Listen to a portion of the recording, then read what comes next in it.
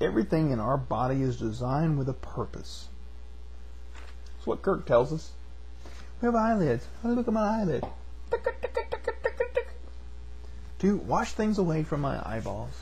We have our noses to breathe in. We have our mouths to eat, our ears to hear, our hands to do things with.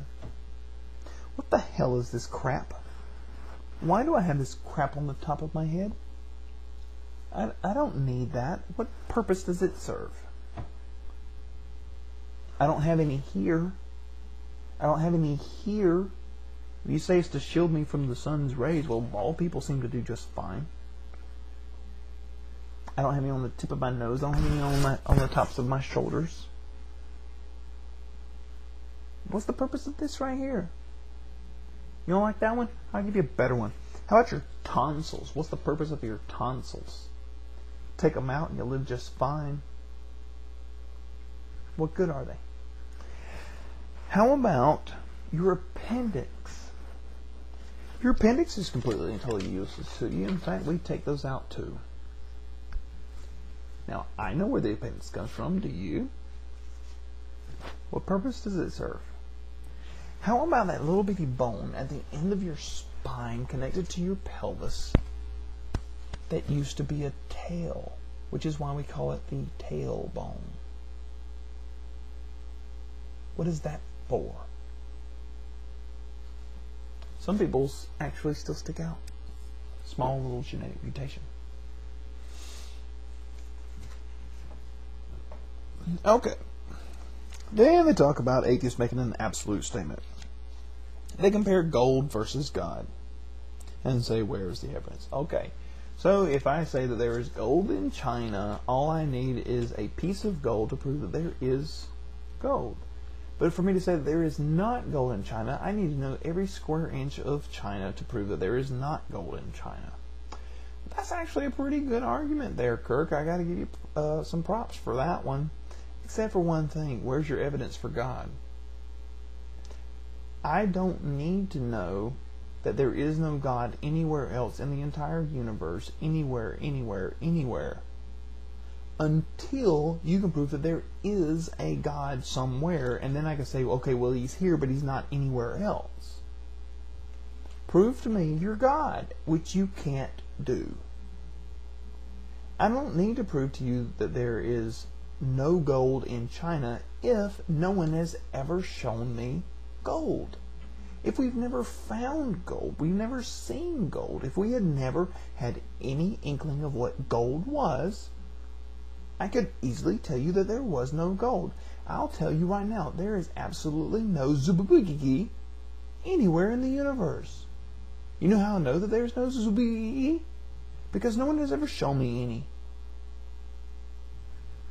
And you can't say that there is or isn't either, now can you? But why would you believe that something that I just completely and totally made up does exist? Prove to me your God, and then I'll believe. So you went from having a really good argument to having a really dumb argument. Okay, and then you give the atheist test. And you said it's 2 questions. Is it possible that there is ample evidence to prove that God exists? Well, I didn't write down the other stupid question. That's it. In my notes, I put down that there was 2 stupid questions. So that shows you how stupid the other one was if I didn't even bother to write it down. The first one is it possible that there's ample evidence to prove God exists? Okay, then where is it? If you don't have it, then there's no reason for me to believe yet over leprechauns. Okay? Simple as that. There really is no argument here. Okay, then they bring on 3 different atheists. Atheist number 1. They're talking about, does a car have a make? Alright, you're leading the witness, sir. That's not admissible in a court of law either. They use the creator argument, which I've already broken down. Okay, now this first guy quickly kind of accepts the idea that there was a creation and that sort of thing. He seems more of a deist than an atheist. Now, of course, a deist isn't a theist in the idea that you separate deism from theism. but not really what they're trying to put out there.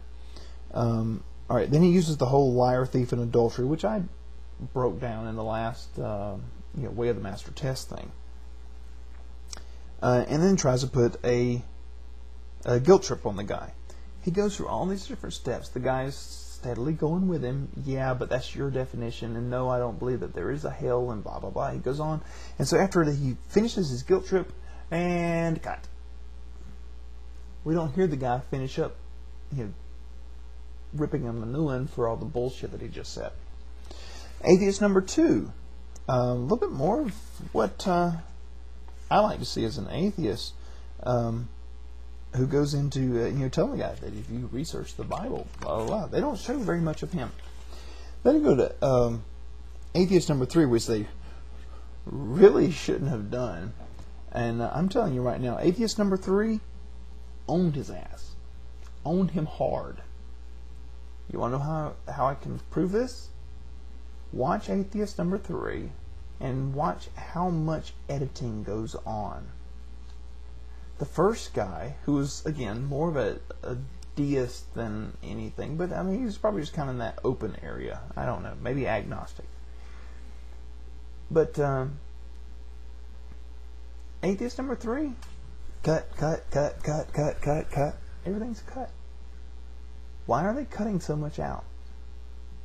If she didn't chew him a new one. I mean, totally embarrass his ass. Just my thought. Alright. Then he tells you that Jesus will reveal himself to you if you will keep his commandments. He'll change your heart. Really. Well, I spent 23 years, roughly, as a Christian. As a hardcore Christian for the 2/3 to 3/4 of that. I kept the commandments as best I could. I prayed as hard as I could. I did all the rest of it, and his ass never was revealed. So you are a liar.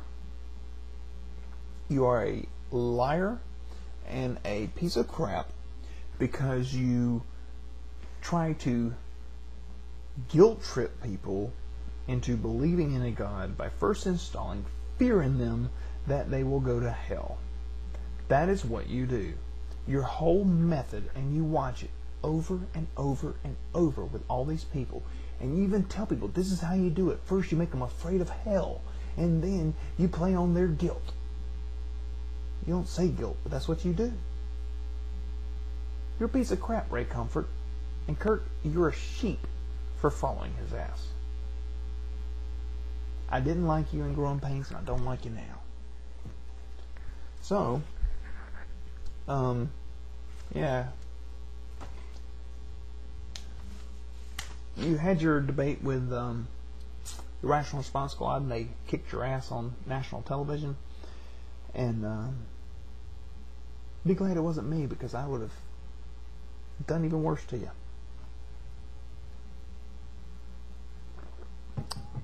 There you have it. They suck.